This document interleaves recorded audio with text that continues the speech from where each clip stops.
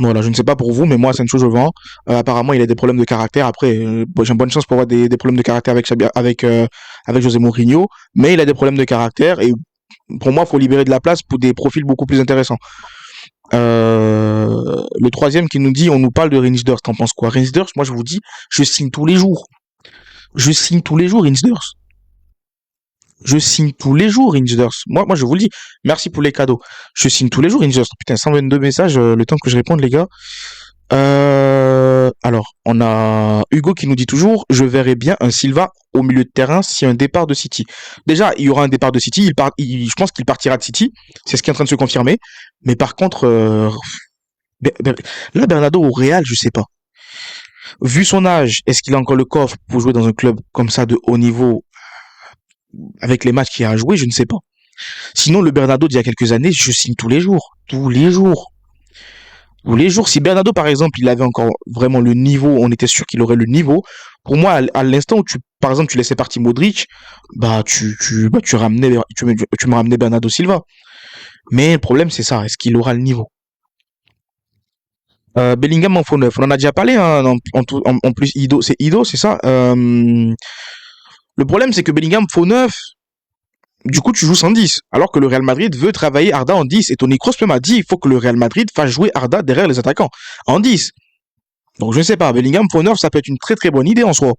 Mais je ne sais pas. Ça dépend de la configuration.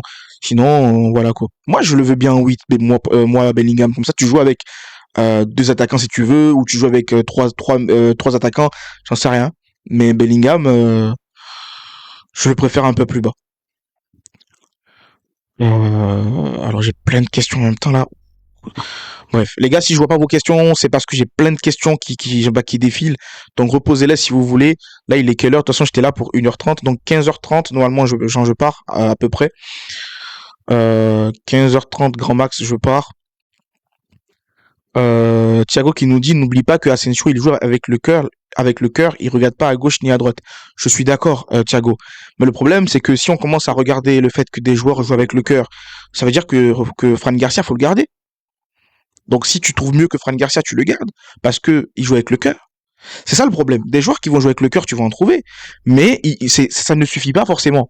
Il faut aussi du niveau, il faut aussi de la discipline, il faut du talent. Je dis pas que Asensio, c'est pas talentueux, mais tu peux trouver mieux aujourd'hui. C'est ça le problème. Et avec le caractère qu'il peut avoir, pour moi, ça me dérange beaucoup. Gianni qui nous dit, penses-tu que les joueurs vont se rabaisser et arrêter de jouer les princesses? Mais quand t'as un José Mourinho comme coach, et il te parle, tu te tais. C'est comme ça. Donc là, pour le coup, on va voir maintenant, il y a des joueurs qui faisaient la grosse tête, qui faisaient les malins. On va voir maintenant s'ils vont continuer à faire les malins. Voilà. Valverde en latéral droit, Enzo ou Caicedo au milieu, je prends. Alors Valverde latéral droit, pourquoi pas, mais le problème c'est que est-ce que lui veut jouer latéral droit? C'est ce qui a créé des problèmes entre Xabi Alonso et lui, parce qu'il ne veut plus jouer latéral droit. Xabi Alonso jugeait qu'il pourrait beaucoup apporter latéral droit, bref, il y a une histoire autour de ça. Est-ce qu'il veut jouer latéral droit? Après, vous me direz, José Mourinho, s'il lui dit va jouer à droite, c'est soit tu vas jouer à droite, soit au revoir, soit ciao. C'est ça le problème. Donc voilà, après faut voir. Après, si tu mets Valverde à droite, tu fais quoi de Trent Alexander-Arnold? C'est ça aussi la question. Parce que Trent, moi, je veux pas m'en débarrasser, moi, Trent. Hein. Et sinon, Enzo Caicedo, je le prends tous les jours. Mais pour moi, tu prends Enzo Caicedo, pour moi, c'est pour les faire jouer à la place de Chouameni, par exemple. Voilà. C'est officiel, ça a été confirmé par Fabrizio Romano. Il y a eu le Here We Go de Fabrizio Romano ce matin. C'est pour ça que je mets une photo. C'est une photo qui a été. C'est un montage, hein, mais voilà quoi. Mais il y a eu le Here We Go. Alors, il y a le Saoudien qui nous dit Kudus, doublure de Bellingham, tu en penses quoi? Alors, Kudus, doublure de Bellingham, je dirais plus Pittard, doublure de Bellingham quand même. On a déjà quelqu'un au club là, un petit jeune qui est prêt, qui est prêt à mouiller le maillot, donc en soi, voilà. Ça dépend. Et t'as même Nico Paz aussi qui peut être une double de Bellingham. Voilà, je me dis, je préfère ramener quelqu'un qui connaît déjà la maison.